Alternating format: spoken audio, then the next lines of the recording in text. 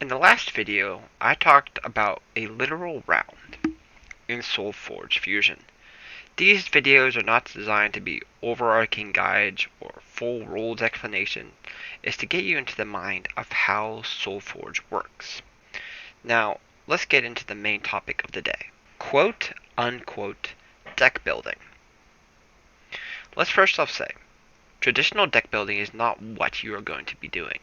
Big time examples of traditional deck building are games like Magic the Gathering, which I don't have on the table right now, and Ashes Reborn. If you're more familiar with digital games, this should be such a thing as like Hearthstone or Runeterra.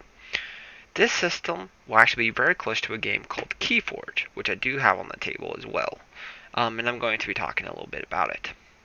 Here are the major differences. In a game of Magic the Gathering or Ashes, you literally go through and hand pick every single card and how many copies you have.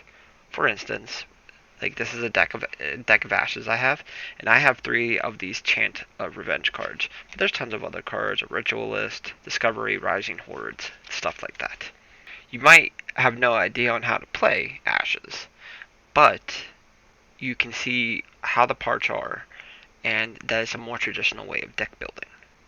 Now, let's put out a Keyforge deck. Keyforge is very interesting. You can go buy 1, 5, 10, 20 decks. It doesn't matter. You will literally have a list, and on this list, you're going to have a list of cards, and you also have a deck name. So, for instance, this is Taurosis, spawn of Ramahona. Okay. Also, if we look at the back of the cards, they will share the same deck name and color combination. So here's another one. So if I take a look at the back, you'll see that they all have like a specific unique back. All right. Now, whenever it comes to the deck building, there are basically no rules in Keyforge on how you build a deck. Quite literally, in Keyforge, you could walk into a store, buy a deck, go home, sit down, play. Don't even look at that list I just showed you. Yes, for long-term strategy, you would want to learn how to play it and find out how good the deck actually is, because it is created by an algorithm, and some decks are just going to be inherently stronger than the others. And find out if the deck is also how you like to play. But it is the epitome of, let's go buy a deck and play a game, which is really cool. By the way, if you do like the idea of Ashes and Keyforge, I do recommend them both.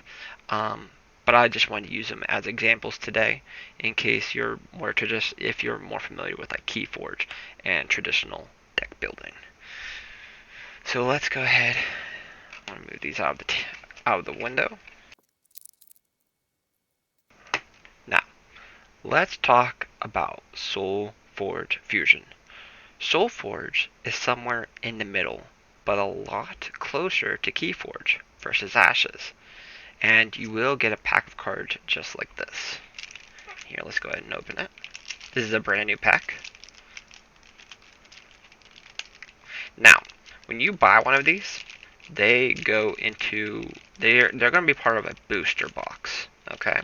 And inside of that booster box, there's going to be 4 individually wrapped packs, just like this.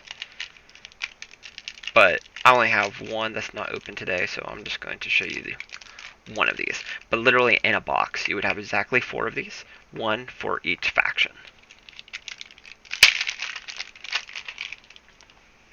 Okay, take that off. First off, you'll find something called a minion token. It's basically they can get spawned. And then you will also notice that you have this deck right here. This Steel Rosetta deck, the Kings of Sonic Gold. Here, let me reorient that a little bit. I'll put a little image on the screen so it's a little bit easier to see. But you also see that QR code. And so it kind of looks like a Keyforge deck. And also it has that name and such. But you will also notice that this card will have a Forgeborn on it, which has a bunch of abilities that you can use. But one thing you'll notice is that all of the card backs are the same. Instead of, like, for instance, Keyforge. which are going to be unique per deck. And I'll get into why that is. So, once again, because they have these more traditional backs, the reason why you do that is you would actually take a deck like this, and you would take a deck like this, and you would literally fuse them together. And that's so you could put all of the cards together, and they actually, like, you don't know what cards are coming early, stuff like that. This is me just coming in post. What I wanted to explain again is you don't want to enter a situation where people would know what cards are coming, and that's why the deck backs have to be the same. And quite literally, whenever you pick these two different decks, what you'll do is you'll pick one Forgeborn that you like to go with the style of the deck. You'd pick that Forgeborn, you'd put the other to the side, and you would fuse them together. The way you'd fuse them is you would take all the level 3 cards, all the level 2 cards from one deck, and the level 1 cards. Then from this deck, you would put, once again, all of the level 3 cards, all of the level 2 cards, and all of the level 1 cards. Now, if you don't understand this, I recommend going and checking the other video.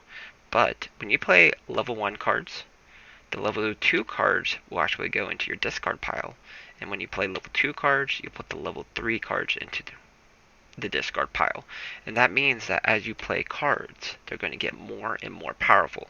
Because the level 1 version is the weakest, and the level 3 is the strongest. And there's an interesting kind of balance. Like, for instance, some level 1 cards are going to be really powerful comparatively to the other level 1 cards. But that probably means that they level up and are weaker than the other level 3 cards. So let's say we have a really weak level 1 card. The level 3 card might be really, really good. So, but what we would do is we would literally put the level 1s together, give it a shuffle, and we would play, and that would be our deck. And then, you go through and play the rest, and you would level up to the level 2 and the level 3. Alright. Besides that, you really can do anything you want in terms of deck building. The only rule is you cannot combine two factions together. So for instance, we call this, in the last one I told you their actual names, but a lot of people will say this is purple and this is blue. And that's perfectly fine to combine together. But you can't combine two blues or two reds or no two blues, no two blacks, no two reds, no two greens. They have to be two different colors. Besides that, you combine one deck and one other deck, and that is it. Now, some decks are going to have great synergies, and they'll play really well with each other, and some of them literally will not. They won't match well together, but you'll figure that out as time goes on and you play with it. Just don't overthink it and just give it a try. Just remember, when you fuse two decks together, there are a few questions you want to think about. What are the synergies? How do the cards look when you play them together? How much action economy do you get with free actions? And most importantly, ask yourself, how do you think you will win? What is your knockout punch? These are the questions that you need to answer when fusing decks. If you pair two decks together and there's only one major synergy, well, you might have a hard time winning, because you want to get something that's strong, effective, and efficient. Okay. But, like I said, with time, that's just something that you will learn. Now, I'm going to take a quick snapshot into the website. So one moment. Okay, now I have the main Solforge Fusion website up right now. And by the way, you didn't see it, but that QR code that's on the deck, what you can do is you can scan that to your phone, and what it will actually do is bring the deck and put it into the main Solforge website.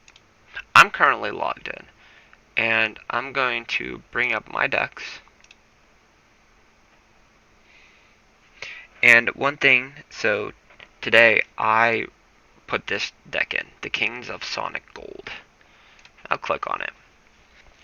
And one thing you'll see is you can see today's date, February 9th, 2023, and you will actually see all of the cards.